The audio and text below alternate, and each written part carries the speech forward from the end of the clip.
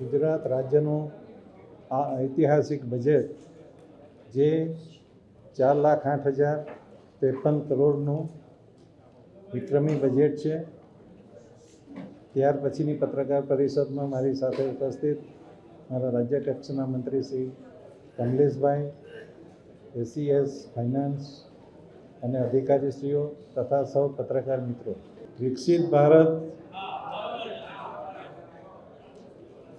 2047 અને આત્મનિર્ભર ભારતનો વિઝન લઈને જે આપણા યશસ્વી વડાપ્રધાન માનનીય મોદીજી ચાલી રહ્યા છે, ત્યારે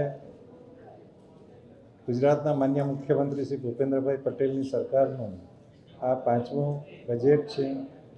આ બજેટમાં ખાસ કરીને વિકસિત ભારત 2047ના લક્ષ્યોને ધ્યાનમાં લઈને અને સાથે સાથે 2035માં જ્યારે ગુજરાતની સ્થાપનાને 75 વર્ષ પૂર્ણ થવાના છે, ત્યારે એ બંને રોડ મેપ સાથે ગુજરાતના ઇન્ફ્રાસ્ટ્રક્ચર એટલે કે ઇન્ફ્રાસ્ટ્રક્ચરમાં લગભગ 40%થી વધારો કરીને અને મેન્યુફેક્ચરિંગ, તેમાં પણ સેમિકન્ડક્ટર અને ઔદ્યોગિક ઉત્પાદનનો વધારો, રોજગારીની તકો વધારવાનો અને ભગવાન બિરસા મુંડાજીની 150મી જન્મજયંતિ વખતે માનનીય મોદીજીએ જે આદિવાસી વિસ્તાર અંબાજીથી તે ઉમરગામ સુધીના વિસ્તાર માટે 2 લાખ કરોડની જે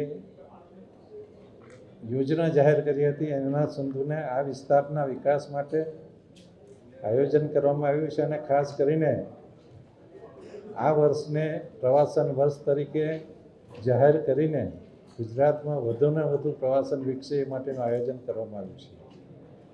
ખાસ કરીને મારે એક વાત કરવી છે.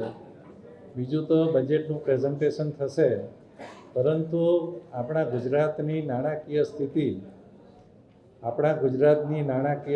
નાણાકીય શિસ્ત સમગ્ર ભારતમાં સૌથી શ્રેષ્ઠ છે એમ કહી શકું, ચોક્કસ કહી શકાય એવું છે.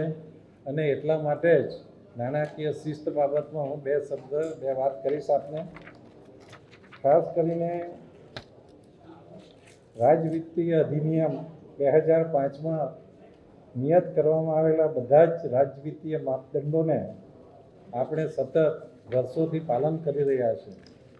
કોવિડ સમયે પણ જ્યારે બીજા રાજ્યોને વધારે વિત્તની જરૂર હતી, વધારે પૈસાની લોનની જરૂર હતી, પરંતુ આપણે દરેક વખતે નાણાકીય 26-27માં 25,527 કરોડની મહેસૂલી પુરાંતનો અંદાજ છે, જે એકંદરે આપણું જીએસડીપી છે એના 0.77% થાય છે.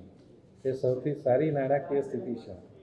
રાજ્યનું એકંદર ઘરગથ્થુ ઉત્પાદન જીએસડીસીના પ્રમાણમાં ફિઝિકલ ડેફિસિટનું પ્રમાણ 26-27માં નિયત કરેલી 3%ની સામે આપણું જે ડેફિસિટ છે એ 1.97% છે. એટલે કે આપણે 3% સુધી દેવું કરી શકીએ એમ છે, પરંતુ આપણે અત્યારે 1.97 સુધી જ કર્યું છે. એટલે ગુજરાતને કોઈ પણ લોન માટે પણ કોઈ પરમિશનની જરૂર નથી, પરંતુ આપણે દરેક આપણું દેવું લિમિટમાં રાખ્યું છે.